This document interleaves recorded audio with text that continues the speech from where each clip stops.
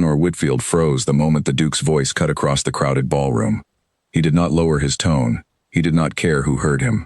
Nathaniel Ashcombe looked her up and down as though she were something scraped off the bottom of his boot, and then he said it, loud enough for every guest near the grand staircase to turn and stare. Her dress, he said, looked like something a servant would wear to scrub floors, not something fit for a duke's ballroom. Laughter rippled through the crowd. Not everyone laughed. Some looked away in discomfort. But enough laughed that the sound filled Eleanor's ears like water rushing into her lungs. She felt her face grow hot, and her hands, folded in front of her simple gray gown, began to tremble. She did not run. She wanted to. Every instinct in her body told her to turn and flee through the nearest door, to escape the eyes now fixed on her, to disappear into the night and never return to a room like this again. But Eleanor Whitfield had learned, over many hard years, that running only gave people more reason to laugh. So she stood still, she lifted her chin, and she looked directly at the man who had just humiliated her in front of 200 guests. Nathaniel Ashcombe was tall, broad-shouldered, and dressed in a coat so finely tailored that it must have cost more than Eleanor's entire wardrobe combined. His dark hair was combed back with precision, his jaw set in the permanent expression of a man who had never once been told no. He was, by every measure society used, the most eligible bachelor in the county. He was also, Eleanor thought in that moment, one of the cruelest men she had ever met. "I am sorry my appearance offends you, Your Grace," she said, her voice steady despite the storm inside her chest. "I did not realize a gown needed your approval before a woman could enter a room." A few gasps rose from the crowd. No one spoke to the Duke of Ashcombe that way. No one dared.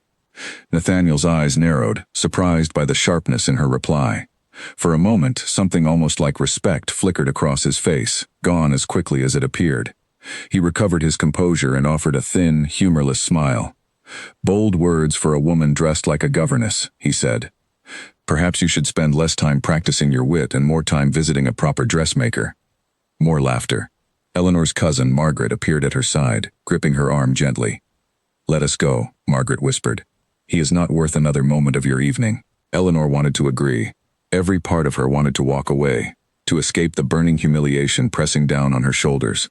But something inside her, some quiet, stubborn flame that had carried her through years of hardship, refused to let her leave as the loser of this exchange.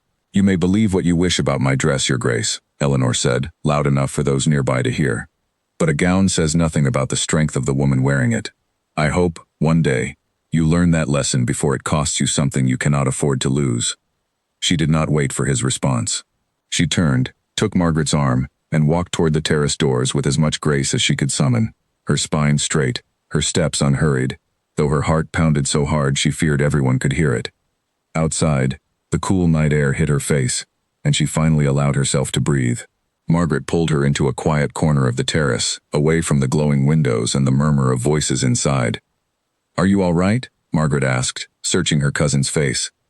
"I will be," Eleanor said, though her voice wavered slightly. "I have endured worse than a cruel man's opinion of my dress. He had no right to speak to you that way, in front of everyone." Eleanor let out a breath and looked up at the stars scattered across the dark sky. "He believes he can say whatever he wishes, to whomever he wishes. Men like the Duke of Ashcombe never learn otherwise, because no one ever forces them to." Margaret studied her cousin carefully. "You sounded as though you knew something when you spoke to him, something about a lesson he needs to learn." Eleanor allowed herself a small, tired smile.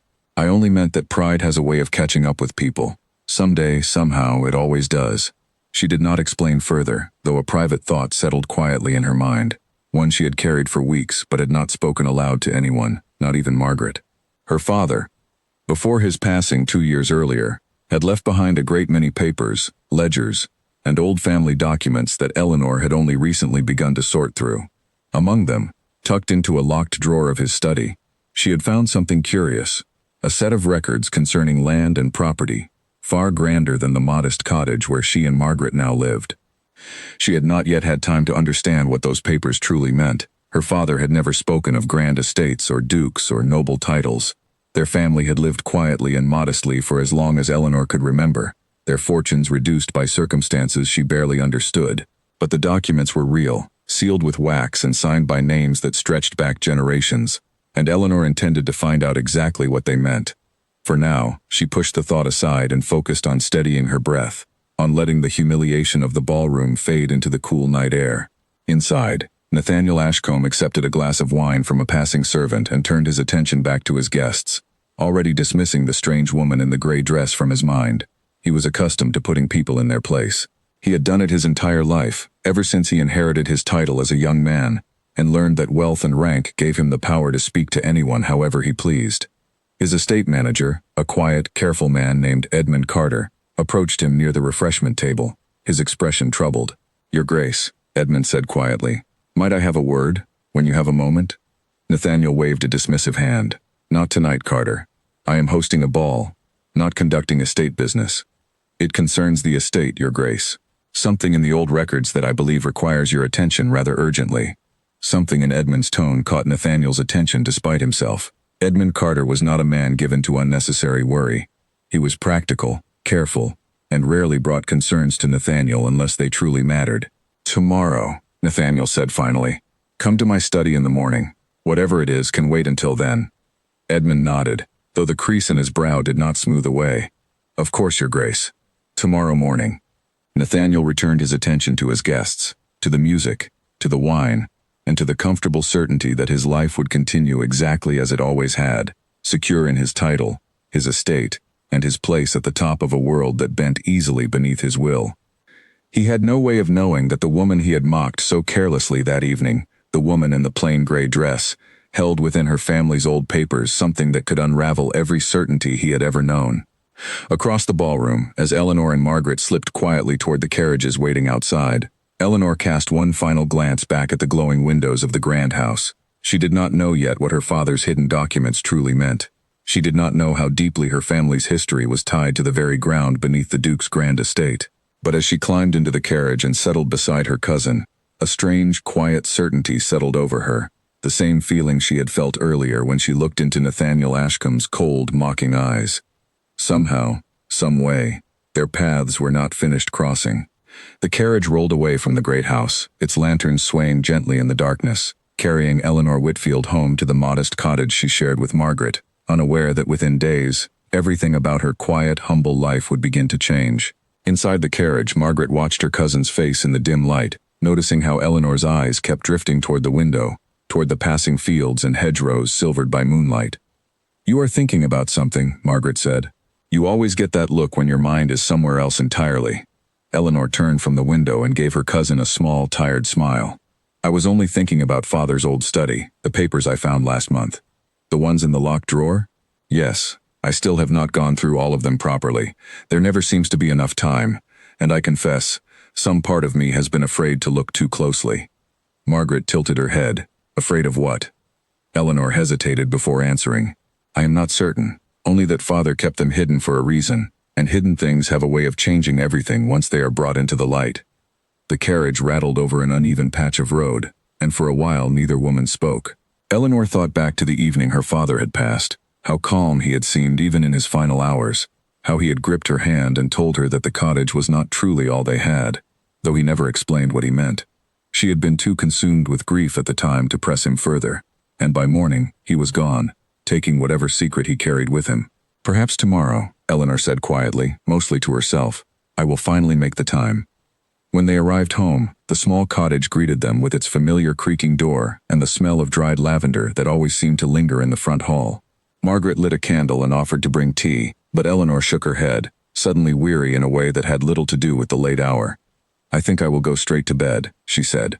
"It has been a long evening." Margaret studied her for a moment, concern etched across her features.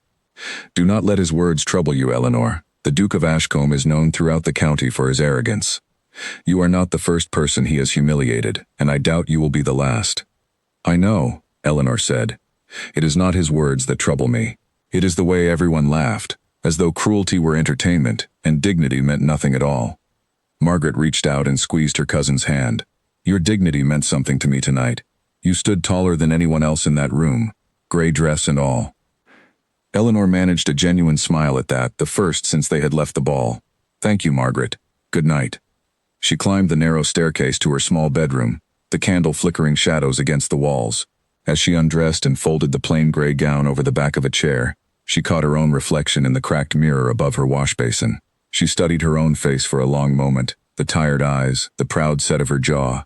features she had inherited from a father who had never once, in all her years, spoken of dukes or grand estates. Yet something about the documents in that locked drawer refused to leave her thoughts.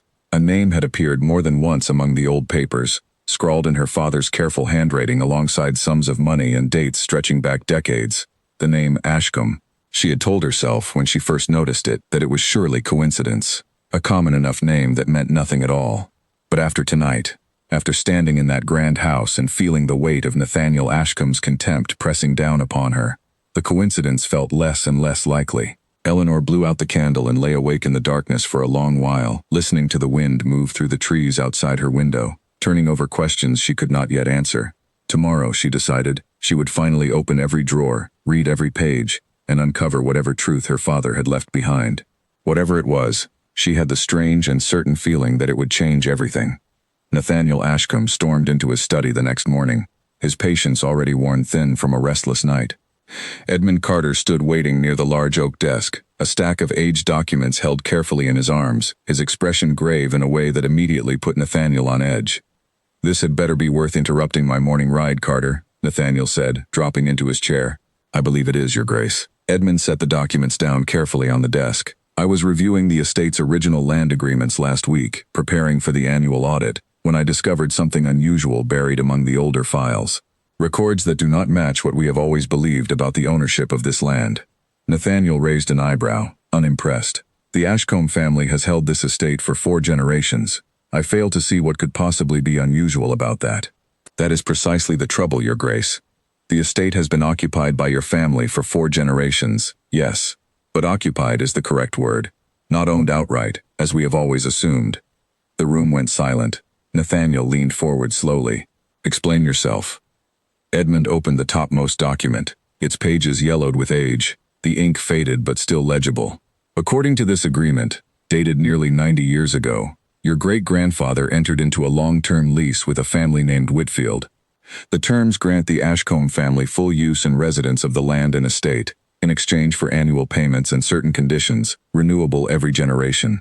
The lease was renewed by your grandfather, and again by your father, though I suspect neither ever expected the arrangement to be questioned or revisited." Nathaniel stared at the document as though it might rearrange itself into something more sensible if he simply looked hard enough. This must be an error, some outdated clerical mistake that was never properly corrected. "My family owns Ashcombe Estate. We have always owned it. I understand your certainty, Your Grace, but the seal and signatures appear entirely authentic. I had our solicitor examine the documents personally before bringing them to you. He confirmed their legitimacy." Edmund paused, choosing his next words carefully. "There is more, Your Grace. The lease is set to expire this year, on your father's passing and your assumption of the title. According to the original terms, the agreement must be formally renewed, in person, with a living member of the Whitfield family, or the estate reverts entirely to their ownership." Nathaniel pushed back from his desk and stood, pacing toward the window that overlooked the vast, rolling grounds of Ashcombe Estate, grounds he had walked since childhood, grounds he had always considered as much a part of him as his own name. "This is absurd," he said. "The Whitfield family, whoever they are, have not set foot on this land in decades. If the records are accurate at all, why would such an agreement still hold any weight? Because it was never dissolved, Your Grace. Only renewed, quietly, generation after generation, likely to avoid exactly this sort of disruption. Your father may not have wished to trouble you with the arrangement, believing perhaps that the family had faded into obscurity and would never resurface to claim their rights." Nathaniel turned sharply. "And has this Whitfield family resurfaced?" Edmund hesitated. "I made some inquiries, Your Grace, discreetly, before bringing this to you. There is a woman, a Miss Eleanor Whitfield, currently residing in a cottage on the eastern edge of the county. Records suggest she is the last living descendant with legitimate claim to the original agreement." The name struck Nathaniel like a physical blow. He turned fully toward Edmund, his expression darkening. "Eleanor Whitfield. You know her, Your Grace?" Nathaniel said nothing at first, his mind racing back to the ballroom the previous evening, to the woman in the plain gray dress who had spoken to him with such unexpected boldness, who had looked him directly in the eye and told him, calmly, that pride always caught up with a man eventually. He had mocked her. In front of the entire county, he had humiliated a woman who, according to these documents, held the fate of his entire estate in her hands. "This is not possible," Nathaniel said, though the certainty in his voice had already begun to crack. "There must be some other explanation. Perhaps she is unaware of any claim. Perhaps the agreement can be quietly settled with a modest payment, and the matter can end there. I would advise against underestimating her, Your Grace, Edmund said carefully. The original agreement is quite specific. Should the Whitfield family choose not to renew the lease, or should the current Duke fail to properly honor its terms, the estate transfers to Whitfield ownership immediately and permanently. There is no provision within the document for a monetary settlement to override that condition. Nathaniel sank back into his chair, the weight of the situation settling over him slowly, like a fog rolling in off the moors. Everything he possessed, his title, his home, the very ground beneath Ashcombe Estate, hung suspended on the goodwill of a woman he had publicly ridiculed less than a day earlier. How long do I have before this lease must be renewed? He asked. Edmund consulted the document again. The agreement specifies a period of 30 days following the assumption of the title, Your Grace. Your father passed 6 weeks ago. Nathaniel's stomach turned cold. Then I have already exceeded the deadline. Not entirely, Your Grace. There is a grace period built into the terms, an additional 2 weeks allowed under circumstances of mourning or unavoidable delay. That period ends in 9 days. 9 days. Nathaniel stared blankly at the papers spread across his desk. Documents that threatened to strip away everything his family had built across 4 generations, all because of a lease he had never known existed, and a woman he had insulted without a second thought. I need to speak with her, he said finally, though the words tasted bitter in his mouth, before this grace period expires. I would recommend caution in your approach, Your Grace, Edmund said gently, given the circumstances of your acquaintance. Nathaniel let out a short, humorless laugh. You mean given the fact that I insulted her in front of 200 witnesses less than a day before discovering she holds my entire future in her hands? Precisely that, Your Grace. For the first time in longer than he could remember, Nathaniel Ashcombe felt something unfamiliar creeping into his chest. A cold, uncomfortable sensation he did not immediately recognize because it visited him so rarely. It was fear. He thought of Eleanor's steady voice the previous evening, the quiet strength in her eyes even as the entire room laughed at her expense. She had not begged for mercy or fled in tears as he expected. She had stood tall, delivered a warning wrapped in calm dignity, and walked away without ever raising her voice. He had thought her proud words meant nothing.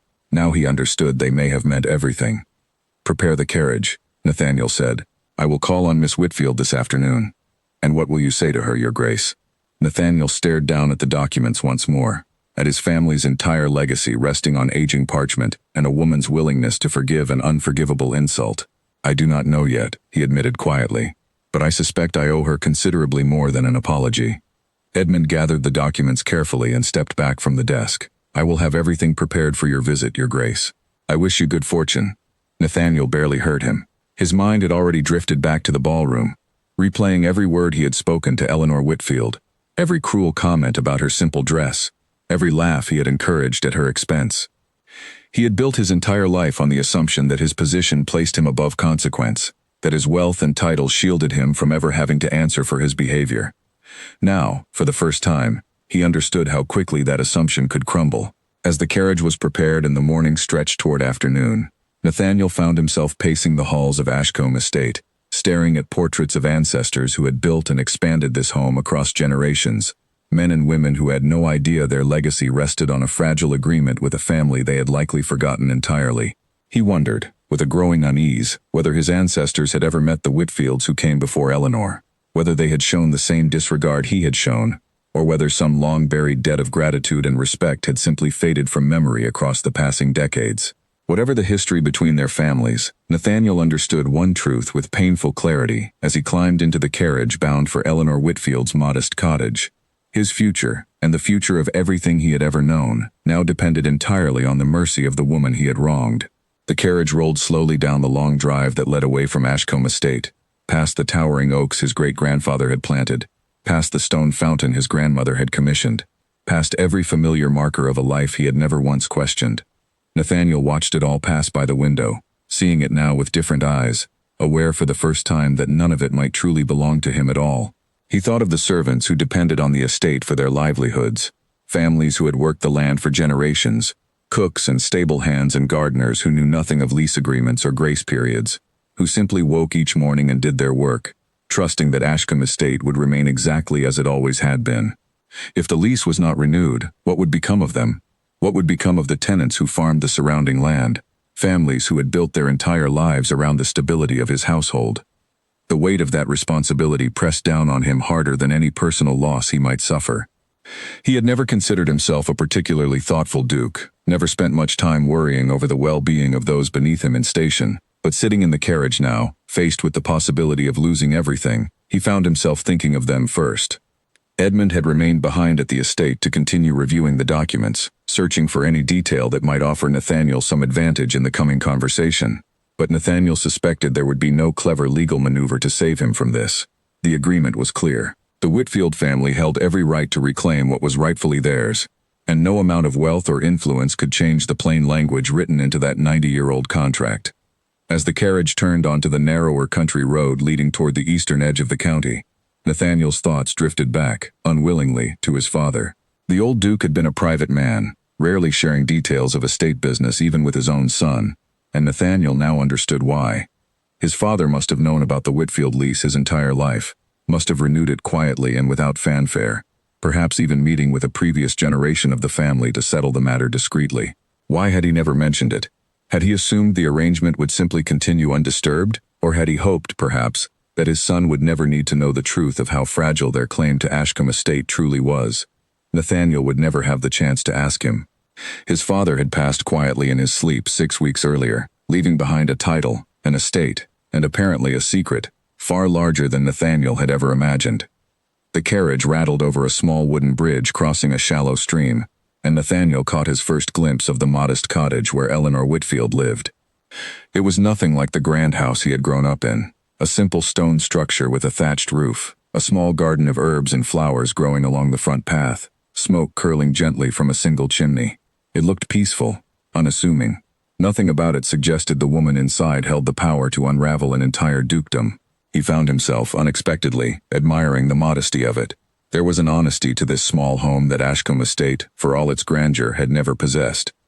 As the carriage came to a stop along the narrow lane, Nathaniel took a long breath, steadying himself before stepping down. He had faced difficult conversations before, negotiations with rival landowners, disputes over inheritance and boundaries, even the occasional confrontation with tenants unhappy over rent increases. None of it had prepared him for this. None of it required him to walk up to the door of a woman he had personally humiliated and ask, essentially, for his entire future to be spared. He straightened his coat, reminded himself of the practiced composure that had carried him through every difficult moment of his life, and walked toward the cottage door, uncertain, for perhaps the first time he could recall, of exactly what awaited him on the other side. Inside, unseen through the small front window, Eleanor sat at her father's old writing desk, the locked drawer finally open before her. Dozens of pages spread across the wooden surface. She had spent the entire morning reading, piecing together a history she had never known, a story of land and legacy that stretched back nearly a century. She had just begun to understand the full weight of what her father had left behind, when she heard the sound of carriage wheels crunching against the gravel outside, followed by the firm, deliberate knock of a visitor she did not expect. Eleanor opened the door and found herself face to face with the last man in the county she expected to see standing on her doorstep. Nathaniel Ashcombe stood before her, hat in hand, his usual air of arrogance strangely absent. He looked, for the first time since she had known of him, uncertain. "Miss Whitfield," he said, his voice careful, "I apologize for arriving unannounced. I wonder if I might have a moment of your time." Eleanor studied him for a long moment, her hand still resting on the door. Every instinct told her to close it, to deny him the satisfaction of her attention after the humiliation he had caused her less than a day earlier. But something in his expression, a tightness around his eyes, a stiffness in his posture that had nothing to do with pride, made her pause. "Your Grace," she said finally, her tone even, "I confess I did not expect a visit from you, especially so soon after our last conversation." "I understand if you wish to refuse me," Nathaniel said. "I would deserve nothing less, given how I treated you last night. But the matter I must discuss with you is rather urgent, and I believe it concerns us both." Eleanor's eyes narrowed slightly. She thought of the documents spread across her father's desk, the papers she had only begun to understand that very morning. A strange, cautious suspicion settled over her. "Very well," she said. "You may come in." She led him into the small front room of the cottage, gesturing toward a modest chair near the fireplace while she remained standing, her arms folded, her expression guarded. Margaret appeared briefly in the doorway from the kitchen, took one look at their unexpected guest, and quietly withdrew. Though Eleanor suspected, she remained close enough to listen. "I will speak plainly, Miss Whitfield. Nathaniel began, because I suspect you have little patience remaining for anything less, given how our previous encounter ended. That would be appreciated, Eleanor said. Nathaniel drew a slow breath.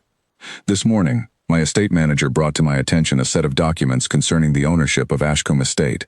Documents that indicate the land has never truly belonged to my family outright, but has instead been held under a long-standing lease agreement with the Whitfield family, an agreement that requires renewal with each new generation.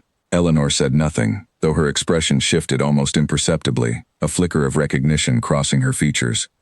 I understand, Nathaniel continued, that you may already be aware of this arrangement.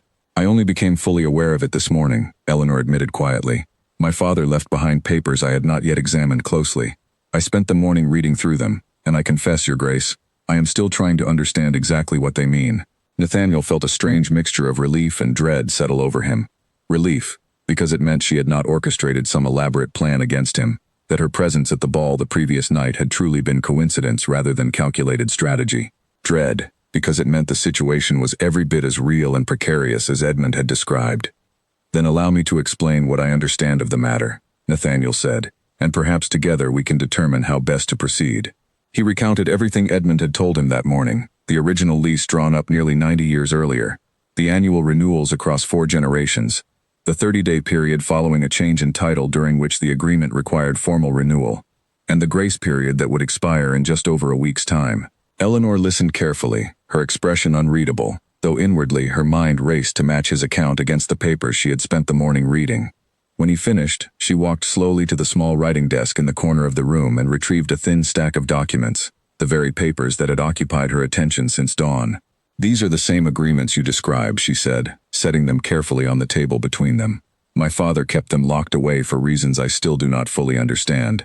He never spoke of any estate, never mentioned the name Ashcombe, not once in all my years.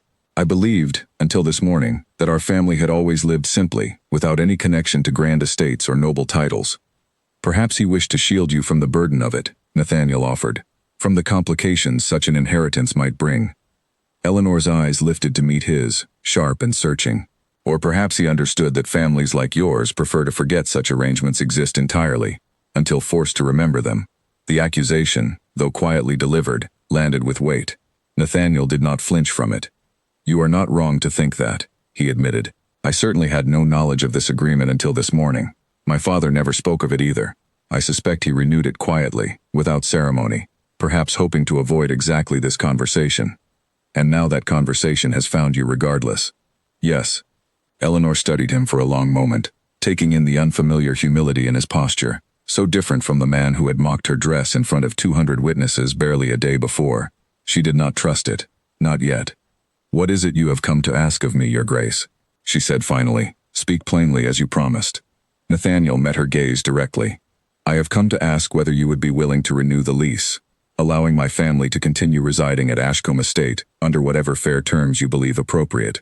I understand I have no right to expect generosity from you, particularly after how I behaved last night, but I am asking regardless, both for my own sake and for the many families who depend upon the estate for their livelihoods.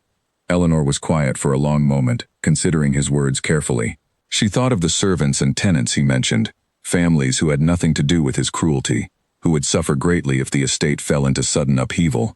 She thought, too, of her own father, who had kept this secret locked away for reasons she still did not understand, who had never once suggested that their modest life concealed such extraordinary power. And she thought of the ballroom, the laughter, the way Nathaniel Ashcombe had looked at her as though she were beneath his notice, unworthy of even basic courtesy. You ask a great deal, Your Grace, she said finally, considering our history began with you humiliating me in front of the entire county. I am aware of that, Nathaniel said, his voice quieter now. I will not pretend my behavior was excusable, or that I deserve your consideration simply because circumstances have changed. I only ask that you consider the people who would be affected by a decision made in anger, however justified that anger might be. Eleanor walked slowly to the window, looking out at the modest garden she and Margaret had tended for years, thinking of everything her life had been until this moment, quiet, simple, entirely disconnected from grand estates and noble titles. Everything was about to change, regardless of what she decided. The question was only how, and on what terms. I will not give you my answer today, she said finally, turning back to face him. This is not a decision I intend to make hastily. particularly not for the benefit of a man who mocked me publicly less than a day ago. That is more than fair, Nathaniel said, rising from his chair. I understand this decision belongs entirely to you. However, Eleanor continued, I would like to review the original documents together, to understand fully what terms the agreement requires, and what flexibility exists within them. If I am to consider renewing this lease, I intend to do so on terms that reflect fairness, not merely the continuation of an arrangement that has clearly favored your family for generations, while mine lived in relative obscurity. Nathaniel inclined his head. That seems entirely reasonable, Miss Whitfield. I will have my solicitor and my estate manager available at your convenience, whenever you wish to discuss the matter further. I will send word, Eleanor said, once I have had time to consider things properly. Nathaniel hesitated at the door, turning back toward her with an expression she could not quite interpret. Miss Whitfield, before I go, I want to say, regardless of what you decide regarding the estate, that I am sorry for how I treated you last night. It was cruel and unnecessary, and I have thought of little else since leaving that ballroom. Eleanor studied him carefully, searching his face for any sign of insincerity, any trace of the arrogance that had defined their first meeting. She found, to her surprise, that his apology seemed genuine, though she remained cautious about trusting it entirely. Apologies are easy to offer, Your Grace, when circumstances force a man's hand, she said. I will judge your sincerity by your actions in the days to come, not merely your words today. That is fair, Nathaniel said, more than fair. He bowed slightly and took his leave, climbing back into his carriage and departing down the narrow lane, leaving Eleanor standing alone in the doorway of her modest cottage, watching him disappear into the distance. Margaret emerged from the kitchen the moment the carriage was out of sight, her eyes wide with astonishment.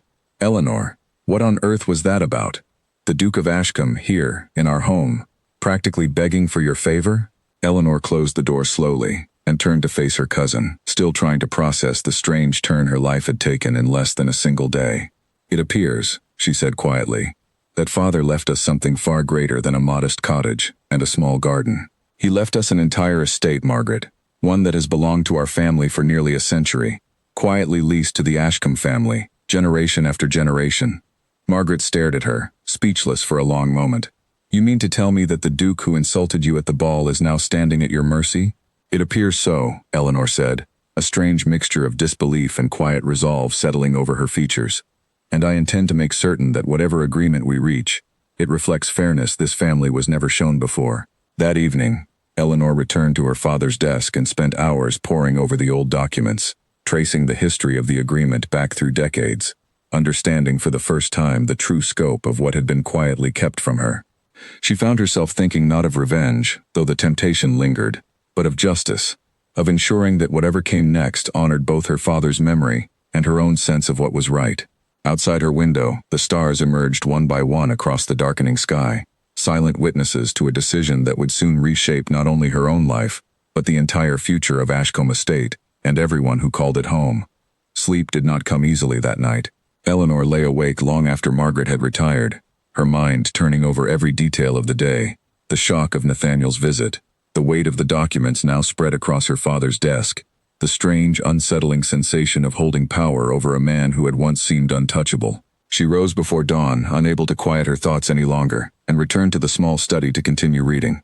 Among the papers, she found a bundle of letters tied with faded ribbon, correspondence between her great-grandfather and the Ashcombe family from decades past. The letters revealed a history far more complicated than she had imagined.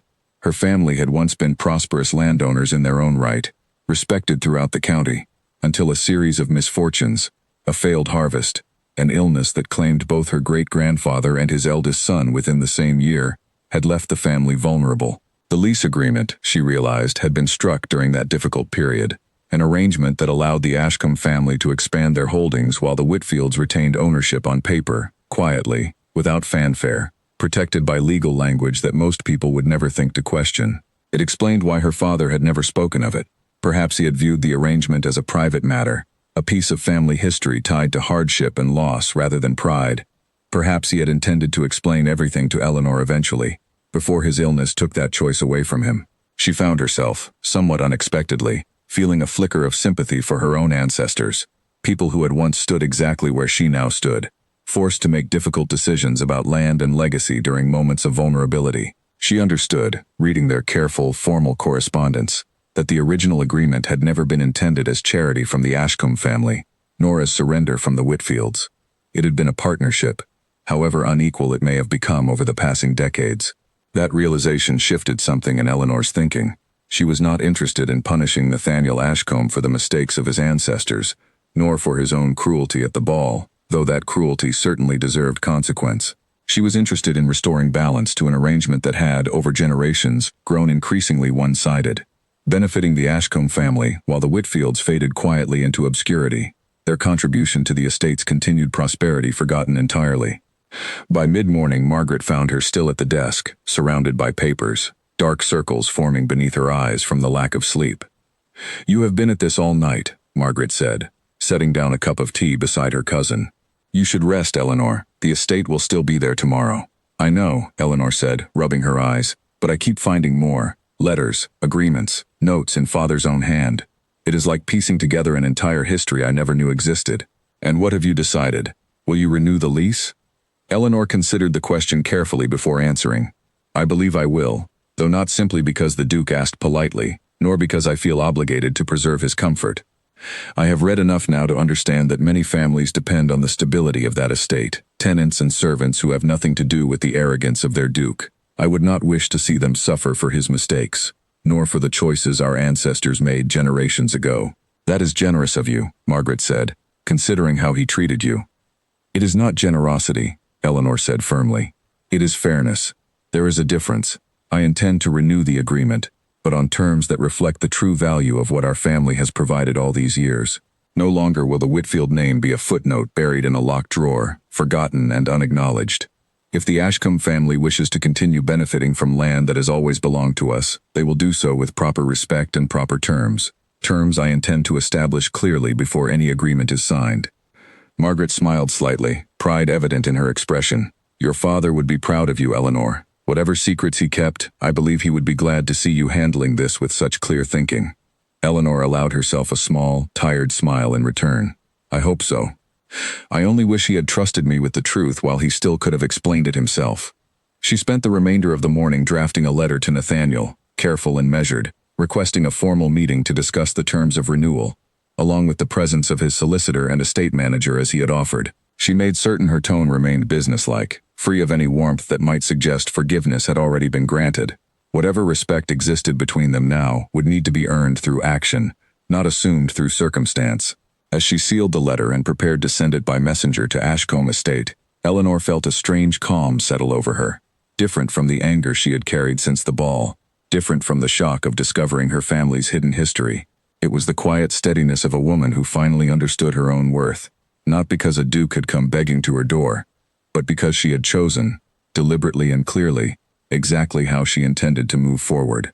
Whatever came next, she would meet it not as the woman in the plain gray dress who had been mocked and laughed at, but as Eleanor Whitfield, the rightful holder of an estate and a legacy far greater than anyone in that ballroom had ever imagined. The meeting took place 3 days later, in the formal drawing room of Ashcombe Estate, a space so grand that Eleanor felt momentarily overwhelmed the instant she stepped through its doors. High ceilings stretched above her, decorated with intricate molding, while portraits of Ashcombe ancestors lined the walls, their painted eyes seeming to follow her every movement. She pushed the discomfort aside, reminding herself that whatever grandeur surrounded her, the ground beneath this house belonged to her family, not his. Nathaniel rose from his seat the moment she entered, along with Edmund Carter and a thin, sharp-eyed solicitor named Mr. Bramwell, who had been retained specifically to review the terms of the original lease agreement. "Miss Whitfield," Nathaniel said, gesturing toward an empty chair near the large mahogany table where the documents had been carefully arranged. "Thank you for coming." "Your Grace," Eleanor replied, taking her seat with practiced composure, refusing to let the grandeur of the room shake her resolve. Mr. Bramwell cleared his throat and began outlining the terms of the original agreement, confirming everything Eleanor had already discovered through her own research. The lease required renewal with each change in title, granted the Ashcombe family full residence and use of the estate in exchange for annual payments, and included a provision allowing either party to renegotiate specific terms during the renewal process, provided both sides agreed to the changes. "That provision," Eleanor said, once Mr. Bramwell finished his summary, "is precisely why I requested this meeting. I am prepared to renew the lease, Your Grace, but not under the same terms that have existed for the past 90 years. Nathaniel exchanged a brief glance with Edmund before turning his attention back to Eleanor. I expected as much. What terms did you have in mind? Eleanor withdrew a folded paper from her bag, one she had spent the better part of 2 days drafting and revising, ensuring every detail reflected exactly what she believed fair. She placed it on the table and slid it toward him. First, she said, the annual payment must reflect the true value of the land, adjusted for inflation and the estate's current worth, rather than the outdated sum established nearly a century ago. Second, I require formal, public acknowledgement that the Whitfield family holds legitimate ownership of this land, recorded properly with the county registry, so that no future generation of either family can claim ignorance or dispute the arrangement. Nathaniel studied the paper carefully as she spoke, his expression unreadable. Third, Eleanor continued, I require that any future renewal negotiations include direct communication with the Whitfield family, rather than assumptions made in silence, as has clearly been the practice for generations. My family deserves a voice in decisions concerning land that has always belonged to us. And fourth? Nathaniel asked, noticing a final line written at the bottom of the page. Eleanor met his gaze steadily. Fourth, and perhaps most important to me personally, Your Grace, I require a public acknowledgement of your conduct toward me at the ball 3 nights ago. Not merely a private apology offered behind closed doors, but a genuine acknowledgement before the same society that witnessed your cruelty, so that no one leaves that evening believing such behavior carries no consequence. The room fell silent. Edmund shifted uncomfortably in his seat, while Mr. Bramwell glanced between the Duke and Eleanor with poorly concealed curiosity. Nathaniel set the paper down slowly, considering her words with a seriousness that surprised her. That is a difficult condition, he admitted finally. Not because I disagree with its fairness, but because it requires me to stand before the very society whose respect I have spent my entire life cultivating, and admit publicly that I behaved shamefully toward you. Yes, Eleanor said simply. That is precisely what it requires.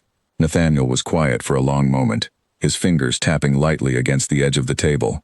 Eleanor watched him carefully, searching for any sign of the arrogance that had defined their first encounter, any flicker of resentment at being asked to humble himself so completely. She found, instead, something closer to resignation, and beneath that, something she had not expected at all, genuine consideration. I accept, he said finally. Edmund's eyebrows rose slightly in surprise, though he said nothing. Mr. Bramwell began scratching notes onto a separate sheet of paper, formalizing the terms as they were discussed. You accept without further negotiation? Eleanor asked, unable to fully hide her own surprise. I do, Nathaniel said. Miss Whitfield, I have spent the last 3 days thinking of little else besides the conversation we shared in your cottage, and the manner in which I treated you at that ball. I have come to understand, slowly and perhaps later than I should have, that my behavior that evening was not merely careless but genuinely cruel, the kind of cruelty that comes easily to a man who has never once been forced to consider the feelings of those he believes beneath him. Eleanor said nothing, allowing him to continue. I built my entire life on the assumption that my title and my wealth entitled me to speak however I pleased, to whomever I pleased, without consequence, Nathaniel continued. That assumption has been thoroughly dismantled over these past 3 days, and I find, rather unexpectedly, that I am not entirely sorry for the lesson, however uncomfortable it has been to learn. Eleanor studied him carefully, still cautious despite the sincerity evident in his words. Fine words, Your Grace. I will judge them by your actions when the moment comes. That is fair, he said again, the same phrase he had offered during his visit to her cottage. Mr. Bramwell finished drafting the formal terms and slid the document across the table for both parties to review. Eleanor read through it carefully, comparing every line against the conditions she had written herself, ensuring nothing had been altered or softened in translation. This appears accurate, she said finally. Then shall we proceed with signing? Mr. Bramwell asked. Eleanor hesitated, glancing toward Nathaniel. Before we finalize anything, Your Grace, I want to be certain you understand exactly what you are agreeing to. This is not a simple formality to be forgotten the moment ink dries on the page. I intend to hold you to every condition, particularly the acknowledgement before society. If you sign this agreement and later attempt to avoid honoring that condition, the lease will be considered broken, and the estate will revert to Whitfield ownership immediately. I understand, Nathaniel said, meeting her gaze without flinching. I have no intention of avoiding my responsibility, Miss Whitfield. Whatever discomfort this brings me, I have earned it fully. Eleanor studied him a moment longer, searching for any final trace of insincerity, before finally nodding. Then let us sign. The formal signing took only a few minutes, both parties adding their names to the renewed lease agreement, while Edmund and Mr. Bramwell served as witnesses. When it was finished, Eleanor felt a strange mixture of relief and lingering uncertainty settle over her. The estate was secured, at least for now, under terms that finally reflected the true value her family had always deserved. Yet something about the entire arrangement still felt unfinished, as though the true resolution of everything between herself and Nathaniel Ashcombe had only just begun. "I will arrange the acknowledgement for the earliest possible occasion," Nathaniel said, as Eleanor prepared to leave. "I believe there is a gathering planned at the Fairweather estate in 2 weeks. I will ensure the matter is addressed properly, before the same guests who witnessed my behavior toward you." "I will look forward to it, Your Grace," Eleanor said, though her tone remained measured, careful not to offer more warmth than the moment yet deserved. As she climbed back into the carriage that would carry her home, Eleanor allowed herself a small, private moment of satisfaction. Her family's legacy was secured, protected under terms that finally honored generations of quiet sacrifice. Yet as the carriage rolled away from Ashcombe Estate, she found her thoughts lingering unexpectedly on the Duke himself, on the genuine humility she had witnessed in that drawing room, so different from the arrogant man who had mocked her simple dress just days before. She was not yet ready to trust that change completely. But for the first time since the ball, she found herself curious about what kind of man Nathaniel Ashcombe might become, once forced to confront the consequences of his own pride. Back at Ashcombe Estate, once the carriage had disappeared down the long drive, Nathaniel remained in the drawing room long after Edmund and Mr. Bramwell had gathered their papers and departed. He stood by the window, watching the empty road, replaying the entire meeting in his mind. He had expected Eleanor to demand money. Every negotiation he had ever conducted in his life, whether with tenants, rival landowners, or distant relatives disputing inheritance, had eventually come down to sums of coin, figures to be haggled over until both sides felt sufficiently satisfied or sufficiently defeated. He had prepared himself for that conversation, ready to offer whatever amount necessary to secure his family's future. Instead, she had asked for fairness, for acknowledgement, for respect, both for herself and for the family history that had been buried and forgotten for nearly a century. It was not the request of a woman seeking to punish him for his cruelty, though her final condition certainly carried the sting of consequence. It was the request of a woman who understood precisely what she deserved and refused to accept anything less. Edmund returned briefly to collect a forgotten ledger from the table and found Nathaniel still standing at the window, lost in thought. "You seem troubled, Your Grace," Edmund observed. "The agreement is signed. The estate is secure. I would have expected relief, not this expression." "I am relieved," Nathaniel said slowly, "but I find myself thinking of how easily I might have lost everything, not through any fault of legal circumstance, but through my own careless cruelty. Had I been even slightly less fortunate in Miss Whitfield's character, had she been a woman inclined toward vengeance rather than fairness, this estate would already belong entirely to her, and rightfully so." Edmund considered this for a moment. "Perhaps, Your Grace, this experience will serve you well beyond the matter of the lease itself." "Perhaps," Nathaniel agreed quietly. "I find myself reconsidering a great many things I once took for granted." He thought of the years he had spent moving through society, with careless disregard for those he considered beneath him, servants dismissed without a second glance, tenants whose concerns he rarely bothered to hear personally, guests at his own gatherings whose feelings he had never once considered before speaking whatever cutting remark came first to mind. He had built a reputation, he realized now, not merely as a proud duke, but as a genuinely unkind man, and until 3 days ago, that reputation had never once troubled him. Eleanor Whitfield had changed that, not through any grand confrontation or dramatic revenge, but simply by holding up a mirror he had never been forced to look into before. That evening, alone in his study, Nathaniel drafted a letter of his own, though he was not entirely certain he would ever send it. In it, he attempted to articulate everything he had come to understand over the past 3 days: the shame of his behavior at the ball, the fear of losing everything his family had built, and the strange, unexpected gratitude he felt toward the woman who had shown him more grace than he had ever shown her. He folded the letter carefully and placed it in a drawer, uncertain whether words on paper could ever properly convey what he intended to demonstrate through action in the weeks ahead. The gathering at Fairweather Estate would arrive soon enough, and with it, the opportunity to prove, before the same society that had witnessed his cruelty, that a man could indeed change, given the right circumstance, and the right woman brave enough to demand it of him. In the days that followed, Nathaniel began making quiet changes throughout his household, changes that had nothing to do with the lease agreement, and everything to do with the reflection he had seen of himself in Eleanor's steady gaze. He asked his housekeeper for the names of every servant on staff, memorizing them properly for the first time in years. He visited the tenant farms personally, listening to concerns he had previously left entirely to Edmund's discretion. He found the work uncomfortable at first, unfamiliar in a way that made him question whether his efforts were genuine or merely performance meant to ease his own conscience. But slowly, as the days passed, something in him began to shift in a way that felt less like performance and more like understanding. He began to notice things he had never paid attention to before.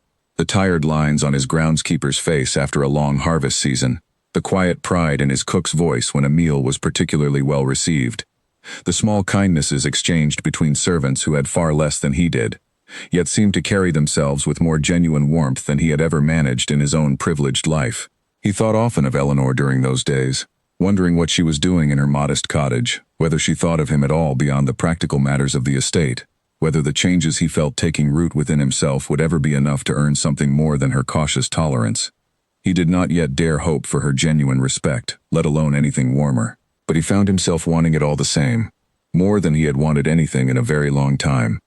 10 days after the signing of the renewed lease, Eleanor received an unexpected letter from Nathaniel, requesting her presence at Ashcombe Estate to review the arrangements for the tenant farms, now falling under the terms of their agreement. She hesitated before accepting, uncertain whether the visit was truly necessary or merely an excuse for continued contact, but curiosity, and a genuine interest in understanding how the estate operated, ultimately won out over her reluctance.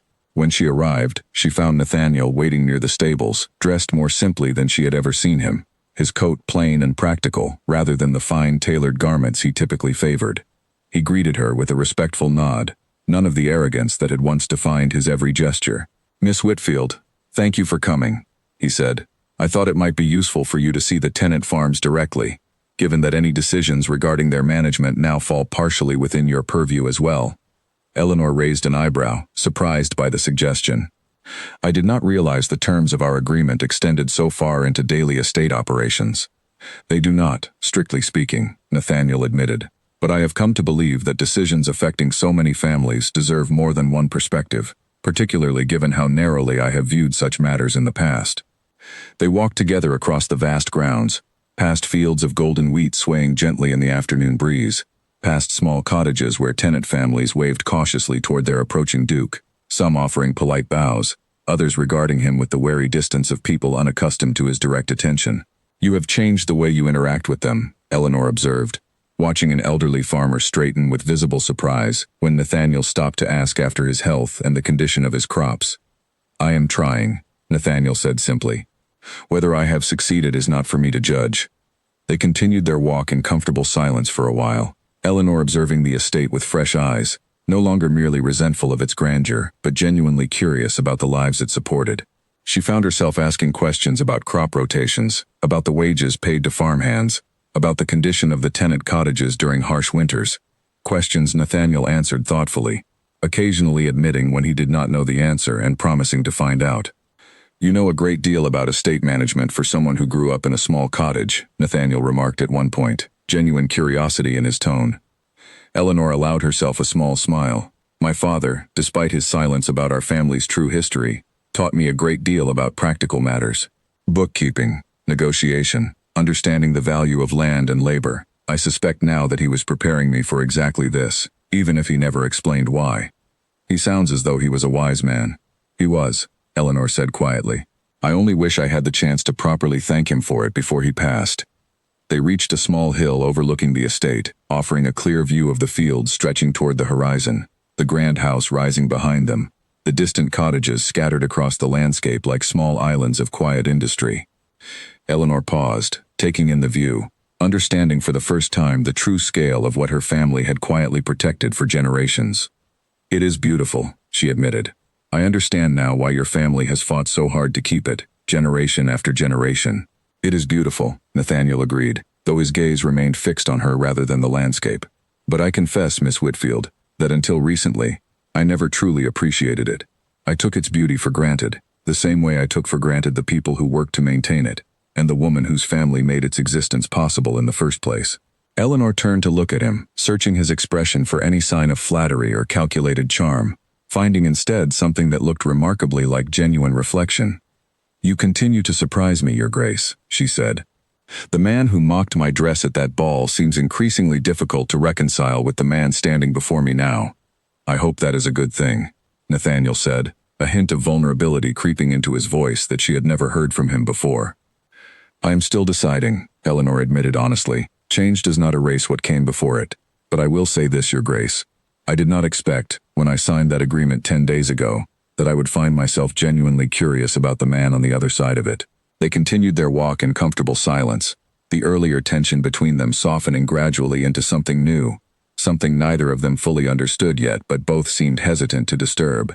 As the afternoon stretched toward evening, Nathaniel guided her back toward the main house, where refreshments had been prepared in the smaller, less formal sitting room, rather than the grand drawing room where their initial negotiations had taken place. I thought you might prefer somewhere less overwhelming, he explained, noticing her surprise at the intimate setting.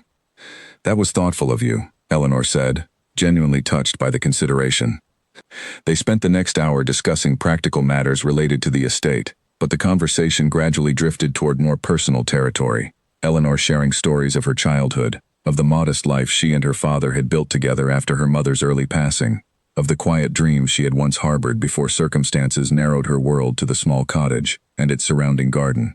Nathaniel listened attentively, offering his own stories in return, tales of a childhood spent under the weight of expectation, of a father who taught him estate management but never once taught him kindness, of the loneliness that often accompanied privilege when no one around him seemed to want his genuine friendship, only his favor and influence. I never had many true friends, Nathaniel admitted quietly. People wanted my title, my wealth, my influence within society. Very few ever wanted simply my company. Eleanor considered this for a long moment. Perhaps that explains, at least partially, why you behaved as you did at the ball. A man who has never been genuinely known by others might struggle to genuinely see them in return. That is a generous interpretation, Nathaniel said, though I am not certain I deserve it. I did not say you deserved it, Eleanor replied, though her tone carried a gentleness that had not been present during their earlier encounters. I said only that I understand it a little better now. As the evening light began to fade, Eleanor realized how much time had passed and rose reluctantly to take her leave. Nathaniel walked her to the carriage himself, dismissing the servant who typically handled such duties. Thank you for today, Miss Whitfield, he said, for your patience, your questions, and your willingness to see this estate, and perhaps its duke, with fresh eyes. Thank you for the invitation, Eleanor replied. I confess, I did not expect to enjoy myself as much as I did. A small smile crossed Nathaniel's face, the first genuine, unguarded smile Eleanor had seen from him since their acquaintance began. Perhaps we might arrange another visit, sometime soon, purely for the purpose of continuing our discussion of estate matters. Eleanor studied him carefully, recognizing the thin excuse for exactly what it was. An invitation wrapped in practical language, an offer of continued connection disguised as business necessity. She found, to her own surprise, that she was not opposed to the idea. Perhaps we might, she said, allowing herself a small smile of her own before climbing into the carriage. As the carriage rolled away from Ashcombe Estate, Eleanor found her thoughts lingering on the afternoon in a way she had not anticipated. The man who had humiliated her at the ball seemed almost a distant memory now, replaced gradually by someone more thoughtful, more genuine, someone who listened rather than dismissed, who questioned his own assumptions rather than defending them blindly. She remained cautious, unwilling to fully trust a transformation that had begun under such extraordinary pressure. Yet she could not deny the quiet warmth that had settled in her chest during their conversation on the hillside, nor the curiosity that continued to grow with each interaction between them. Back at Ashcombe Estate, Nathaniel stood watching the carriage disappear down the long drive, a strange lightness in his chest that he had not felt in longer than he could remember. He thought of the gathering at Fairweather Estate, now only days away, and the public acknowledgement he had promised to deliver. He had once dreaded the prospect, viewing it as a painful obligation forced upon him by circumstance. Now, standing in the fading evening light, he found himself almost eager for the opportunity, not merely to fulfill the terms of their agreement, but to prove, before everyone who had witnessed his cruelty, that the change taking root within him was genuine, lasting, and entirely his own. Whatever happened between himself and Eleanor Whitfield in the days and weeks ahead, Nathaniel understood with growing clarity that he no longer wished to be the man who had mocked her simple dress at that ball. He wanted, more than anything, to become someone worthy of the respect she had shown him, despite every reason she had to withhold it entirely.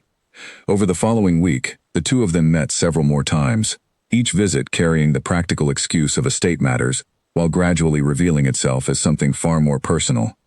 Nathaniel called on Eleanor at her cottage twice, bringing with him updates on tenant concerns and, on one occasion, a small basket of fresh vegetables from the estate gardens, an offering so simple and unassuming that Eleanor found herself more moved by it than she had been by any grand gesture he might have attempted. "You did not need to bring anything," she told him, though her tone carried warmth rather than reproach. "I know," Nathaniel said. "I wanted to." Margaret watched these visits with growing interest, though she said little, choosing instead to observe the slow, careful shift taking place between her cousin and the Duke who had once caused such humiliation. She noticed the way Eleanor's guarded posture softened slightly with each visit, the way her responses to Nathaniel grew less clipped and more genuine, though her caution never fully disappeared. "You like him," Margaret finally said one evening, after Nathaniel had departed following a lengthy discussion about the upcoming harvest season. "I am uncertain what I feel," Eleanor admitted honestly. "I find myself enjoying his company more than I expected. He listens now, in a way he clearly never did before. He asks questions rather than assuming answers. But I have not forgotten how he treated me at that ball, Margaret. I do not think I ever fully will." "Perhaps you are not meant to forget it," Margaret said thoughtfully. "Perhaps remembering it is precisely what keeps him honest, keeps him working toward becoming a better man rather than slipping back into old habits the moment convenience allows." Eleanor considered this for a long moment. "That is a wise observation. I have my moments," Margaret said with a small smile. Meanwhile, at Ashcombe Estate, Nathaniel found himself confiding in Edmund about the growing complexity of his feelings toward Eleanor, uncertain how to navigate a situation so far removed from his previous experiences with courtship and society. "I have known many women throughout the years, Carter," Nathaniel admitted one evening, as they reviewed estate ledgers together in his study. "Women interested in my title, my wealth, the prestige my name might bring them. None of them ever challenged me the way Miss Whitfield does. None of them ever made me question the very foundation of who I believed myself to be." "Perhaps that is precisely why she has captured your attention so thoroughly, Your Grace," Edmund observed. "A man accustomed to easy admiration often finds himself most drawn to the one person unwilling to offer it freely." "You may be right," Nathaniel said, "though I confess, I am uncertain whether my growing feelings toward her stem from genuine affection or merely gratitude for the mercy she has shown me. I would not wish to mistake one for the other, particularly given how much she has already endured because of my own carelessness." "Only time will reveal the true nature of your feelings, Your Grace," Edmund said.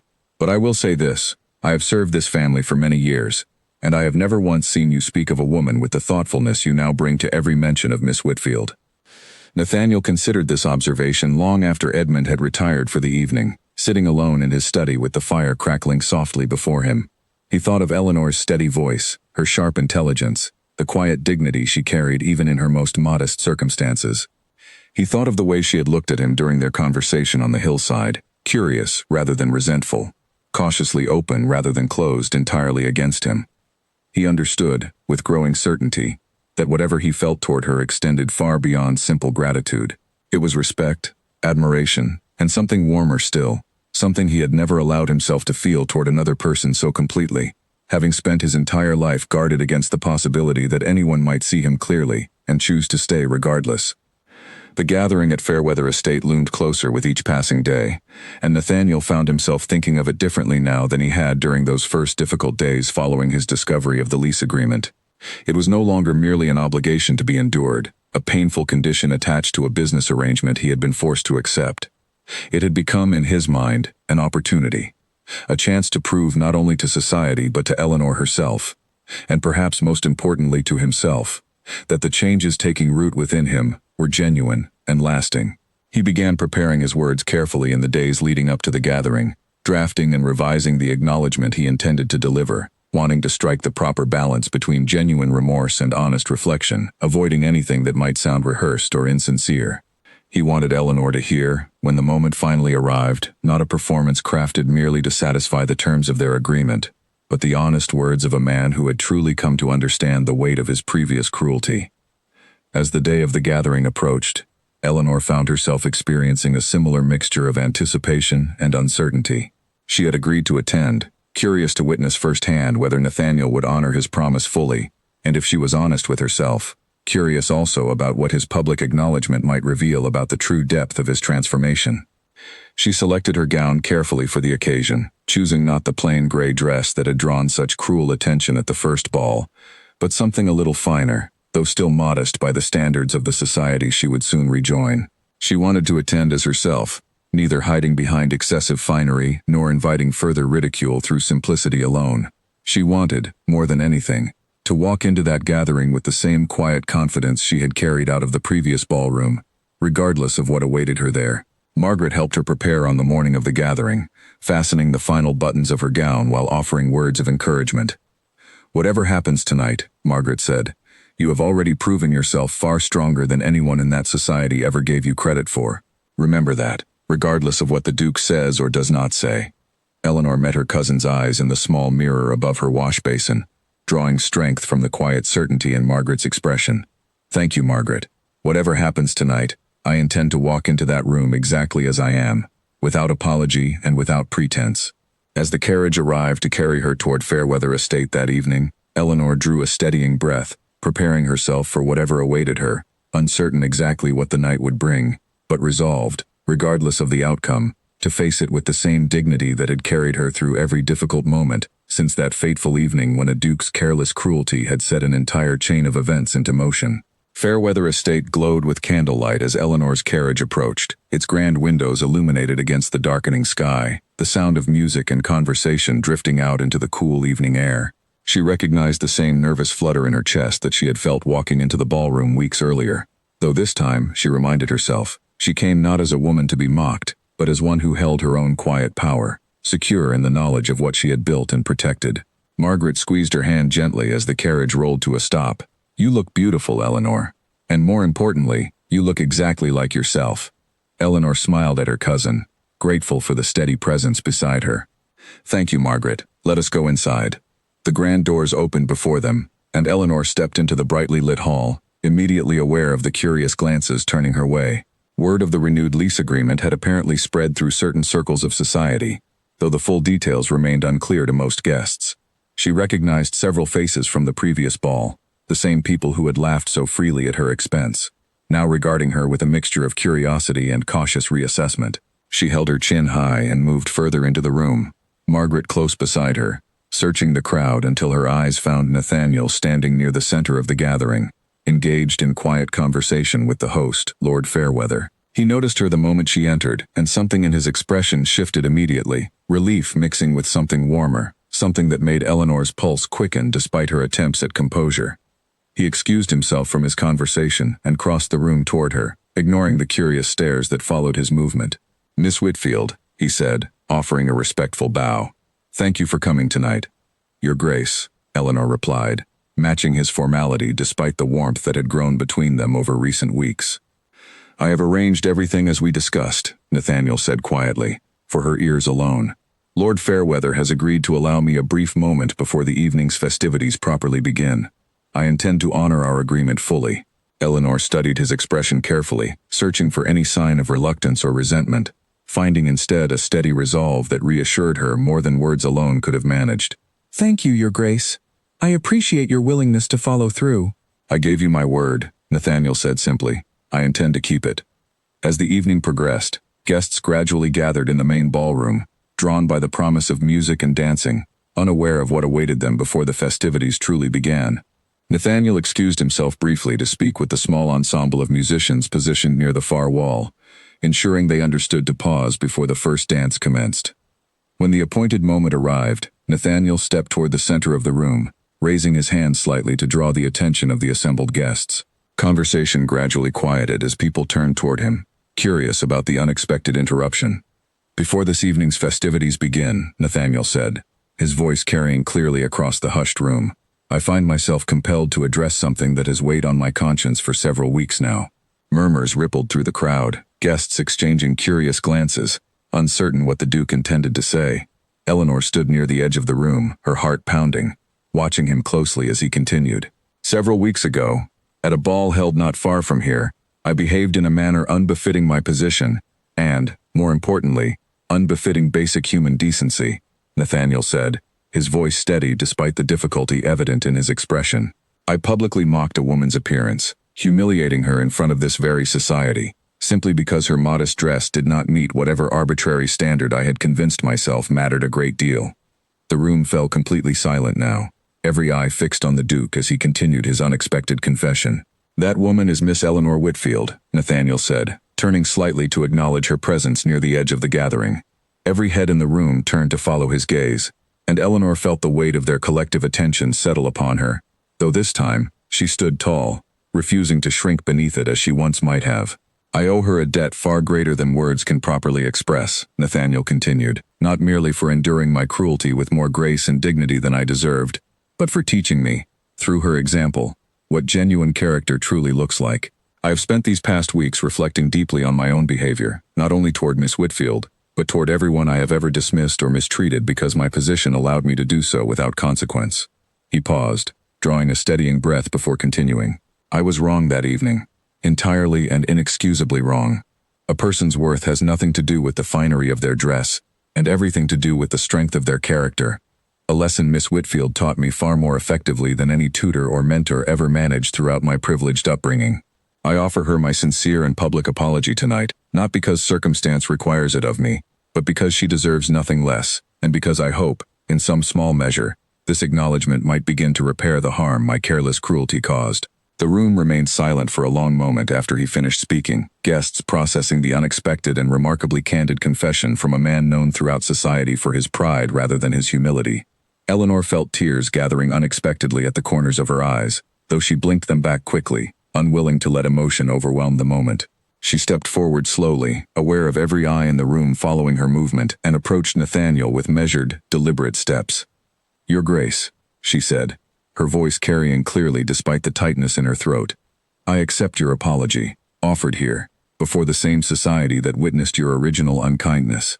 I believe true character reveals itself not in moments of comfort, but in moments of accountability, and you have shown considerable courage tonight in choosing accountability over pride." A few guests began to applaud softly, the sound spreading gradually across the room as others joined in, moved by the unexpected sincerity of the exchange. Nathaniel offered Eleanor a small, grateful smile, one that carried none of the arrogance that had once defined his every expression. "May I have this dance, Miss Whitfield?" he asked quietly, extending his hand toward her as the musicians began to play once more. Eleanor hesitated only a moment before placing her hand in his, allowing him to lead her toward the center of the floor as the other guests gradually resumed their own conversations and preparations for the evening's dancing. As they moved together across the polished floor, Eleanor felt the weight of the past several weeks settling into something lighter, something closer to peace than she had felt since that fateful evening when everything between them had begun. "Thank you for tonight," she said quietly, as they moved through the steps of the dance, "for honoring your word so fully." "You deserved nothing less," Nathaniel replied, "and Eleanor, I want you to know that whatever grows between us from this point forward, I do not wish for it to be defined solely by the circumstances that brought us together. I would like the chance to know you simply as yourself, beyond the estate, beyond the lease, beyond everything that first forced our paths to cross." Eleanor looked up at him, searching his eyes for the sincerity she had come to recognize over their weeks of growing acquaintance, finding it there clearly, steady and genuine. "I would like that as well," she admitted softly. They continued dancing as the music swelled around them, the watching guests gradually returning their attention to their own conversations, though many continued to steal curious glances toward the Duke and the woman he had so publicly humbled himself before.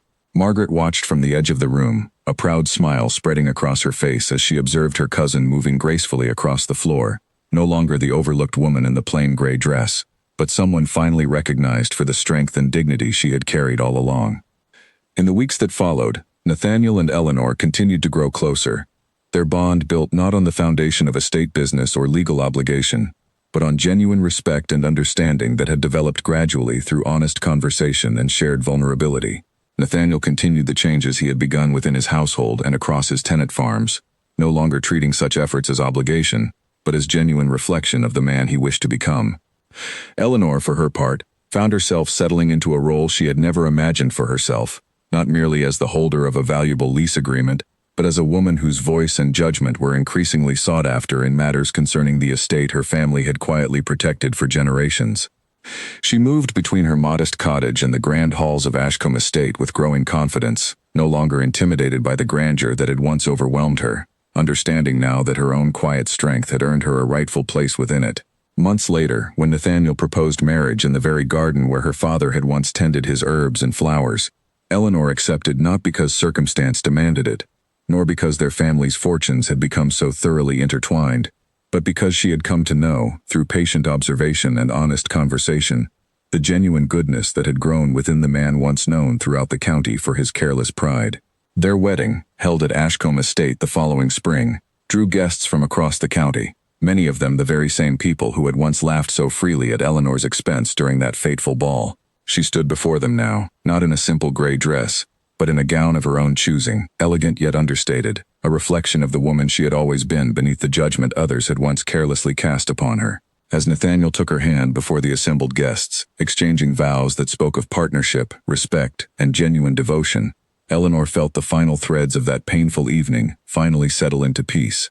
The estate that had once hung suspended between two families across nearly a century of quiet obligation had become, at last, a true shared legacy, built not on the fragile foundation of an old lease agreement, but on the far sturdier foundation of two people who had learned, through hardship and honest reflection, exactly what it meant to see and be seen clearly, without pretense, without judgment, and without the cruel assumptions that had once threatened to keep them forever apart.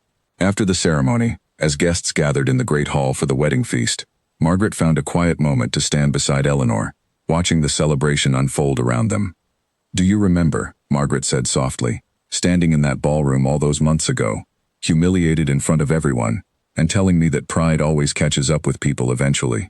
Eleanor smiled, watching Nathaniel across the room as he spoke warmly with a group of tenant farmers he had once barely acknowledged, treating them now as guests of genuine honor, rather than mere laborers to be managed from a distance. "I remember it well." "You could not have known then how completely those words would come true," Margaret said, "nor how much would grow from that single humiliating evening." "No," Eleanor agreed. "I only knew that I refused to let his cruelty define me. Everything else that followed, I could never have predicted." Edmund Carter approached them both, offering a respectful bow before addressing Eleanor directly. "Your Grace, if I may say so, the estate has never felt more like a true home than it has these past months, since your influence began shaping its daily life alongside the Duke's." Eleanor accepted the title with a small, still somewhat unfamiliar smile, the formal address a reminder of how thoroughly her circumstances had transformed since that first painful evening. "Thank you, Edmund. Though I suspect much of the credit belongs to Nathaniel himself, and the genuine effort he has made to become a better steward of the responsibilities placed upon him." "Credit enough for both of you, I should think," Edmund said warmly, before excusing himself to attend to other duties. As the evening progressed, Nathaniel eventually made his way back to Eleanor's side, taking her hand gently as they stepped away from the crowded hall onto a quiet balcony overlooking the estate grounds, now bathed in soft moonlight. "Any regrets, Duchess?" he asked, using her new title with a teasing warmth that had become characteristic of their relationship over recent months. "None," Eleanor said honestly. "Though I confess, if you had told me on the night of that first ball that I would one day stand here, married to the very man who mocked my dress so cruelly, I would have thought you entirely mad." "As would I," Nathaniel admitted, laughing softly. "Life has a curious way of humbling even the proudest among us, and I find myself grateful, more than I ever imagined possible, for the lesson it taught me." Eleanor leaned against him gently, looking out over the estate that had once represented nothing but painful uncertainty, now transformed into a shared home built on genuine partnership rather than obligation or fear. "I am grateful as well," she said quietly. "Not for the cruelty that began our story, but for everything that grew from it despite that difficult beginning." They stood together in comfortable silence for a while, watching the distant lights of tenant cottages flickering across the darkened landscape, each one representing a family whose lives had been touched, in some small way, by the transformation that had taken root at Ashcombe Estate since that fateful night. The old lease agreement, once a source of fear and uncertainty for Nathaniel, had become instead a symbol of the partnership he now shared with his wife, a reminder that true strength came not from pride or position, but from humility, honesty, and the willingness to change when change was rightfully demanded. As they finally returned to the celebration inside, Eleanor allowed herself one final thought before rejoining the warmth and laughter of their assembled guests. Somewhere, she believed, her father was watching this moment with quiet satisfaction, knowing at last that the secret he had carried so carefully throughout his life had led, through hardship and unexpected grace, to exactly the kind of legacy he had always hoped to leave behind for the daughter he had loved so deeply, even in silence. The estate stood steady beneath the moonlight, no longer a source of tension between two families, but a true and lasting home, built finally on the foundation it had always deserved. In the years that followed, the story of that first cruel evening became something of a quiet legend among the households of the county, though it was rarely told as a tale of humiliation. Instead, it was remembered as a story of transformation, of how a single moment of unkindness had ultimately given way to genuine change, and how a woman once dismissed for the simplicity of her dress had become one of the most respected figures in the entire region, known not for her wealth or title, but for the quiet strength and fairness she brought to everything she touched. Eleanor never forgot the sting of that first humiliation, nor did she ever pretend it had not happened. But she came to understand, over time, that the sting had ultimately served a greater purpose, revealing not only the flaws in a proud young duke, but the depth of her own resolve, a resolve that had carried her from a modest cottage to the halls of Ashcombe Estate, not as a woman seeking revenge, but as one who simply refused to accept less than the respect she had always deserved. And Nathaniel, for his part, never forgot the lesson either. Long after the wedding, long after the county had moved on to other stories and other scandals, he remained the same thoughtful, considerate man he had worked so hard to become, a living reminder that even the proudest hearts could change, given the right circumstance, the right humility, and the right woman brave enough to demand better from the world around her. 2 years after their wedding, Ashcombe Estate looked different than it once had, not in its stone walls or sprawling grounds, but in the spirit that moved through its halls each day. Eleanor had brought with her a quiet influence that touched every corner of the household, from the way servants were treated to the way tenant concerns were addressed, and the estate had grown steadily more prosperous under the shared guidance of a duke and duchess who had learned, through hardship, exactly what genuine partnership required. It was on a bright autumn morning that a letter arrived at the estate, addressed not to Nathaniel, but to Eleanor directly. She recognized the handwriting immediately as belonging to a distant cousin she had never met, a woman named Charlotte Whitfield, who claimed connection to a branch of the family that had scattered generations earlier, long before the original lease agreement with the Ashcombe family had ever been signed. Eleanor read the letter carefully, her curiosity growing with each line. Charlotte explained that she had recently discovered old family records suggesting the Whitfield lineage extended far beyond what Eleanor might currently know, and that there existed, according to these records, additional properties and agreements scattered across neighboring counties, all connected to the same family line that had once protected Ashcombe Estate through quiet generations of careful stewardship. She brought the letter to Nathaniel that evening, finding him in his study reviewing the autumn harvest reports. "It seems," Eleanor said, settling into the chair across from his desk, "that our family's history may run deeper than either of us realized." Nathaniel set down his papers, giving her his full attention. "What have you discovered?" Eleanor explained the contents of Charlotte's letter, watching Nathaniel's expression shift from curiosity to genuine interest as she spoke.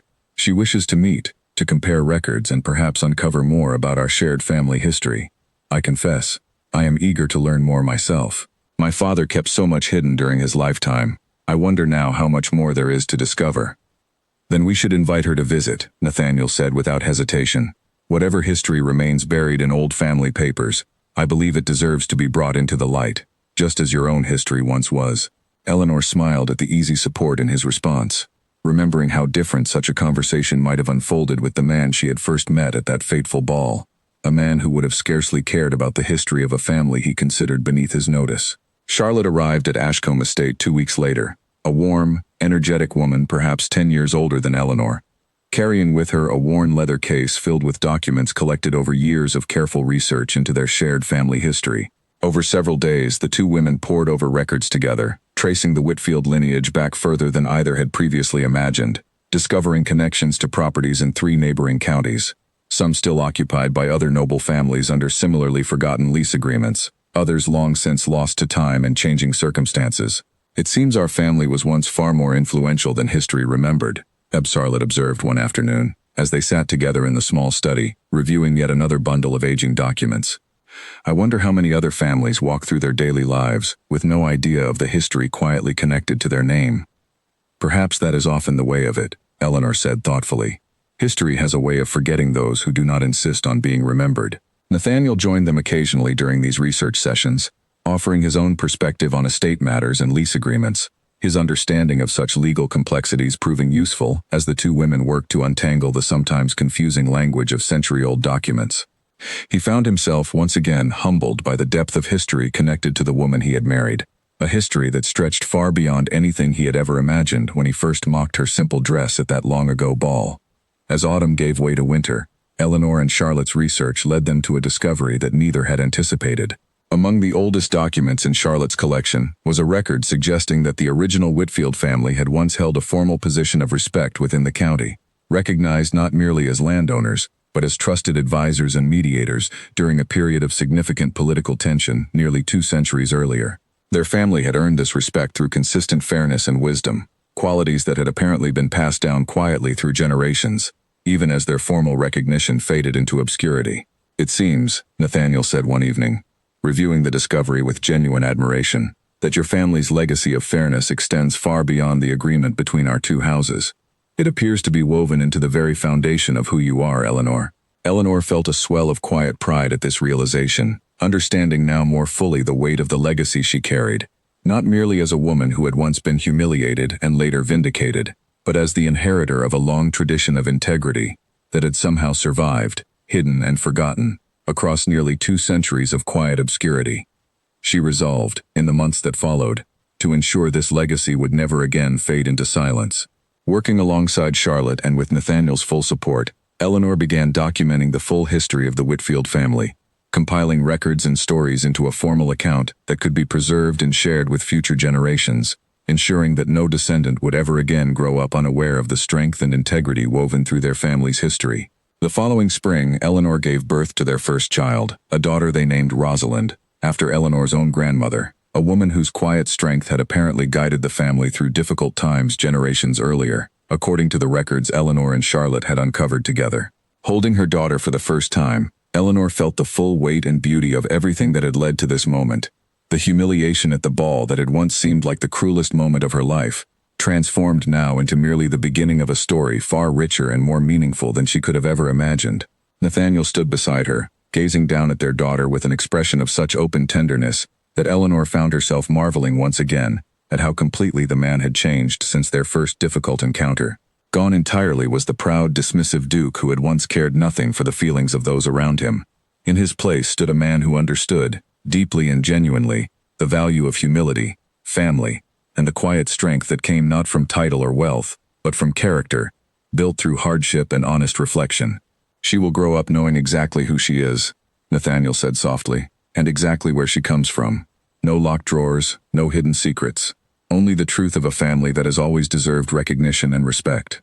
Eleanor nodded, tears of joy gathering in her eyes, as she looked at her small daughter, already carrying forward a legacy that stretched back further than either of her parents had ever imagined possible. "She will know," Eleanor agreed, "and she will carry that legacy forward with pride, just as I have learned to do." Years later, when Rosalind grew old enough to understand the full story of her parents' unusual beginning, she would often ask her mother to retell the tale of the ball, of the cruel words spoken by a proud young duke, and the quiet strength of the woman who refused to let those words define her. Eleanor told the story each time with the same steady honesty, never softening the pain of that original humiliation, but always emphasizing the transformation that followed, the proof that people, given the right circumstance and the right courage, could indeed change for the better. "Your father was not always the man you know now," Eleanor would tell her daughter, "but he chose, when given the chance, to become someone worthy of respect, worthy of forgiveness, and worthy of the family we have built together. That choice, Rosalind, matters more than anything he was before it." And Rosalind, listening carefully to her mother's words, understood even at a young age that the true legacy of her family was not found in old lease agreements or grand estates, but in the courage to demand fairness, the wisdom to offer forgiveness when it was truly earned, and the quiet strength that had carried her mother through humiliation into a life far richer and more meaningful than anyone at that long-ago ball could have ever predicted.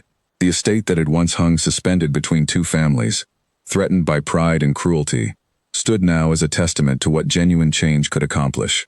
A home built not on the fragile foundation of old agreements and forgotten obligations, but on the far sturdier foundation of respect, honesty, and the enduring belief that true character always finds its way to the surface, regardless of how deeply it may have once been hidden, or how carelessly it may have once been dismissed.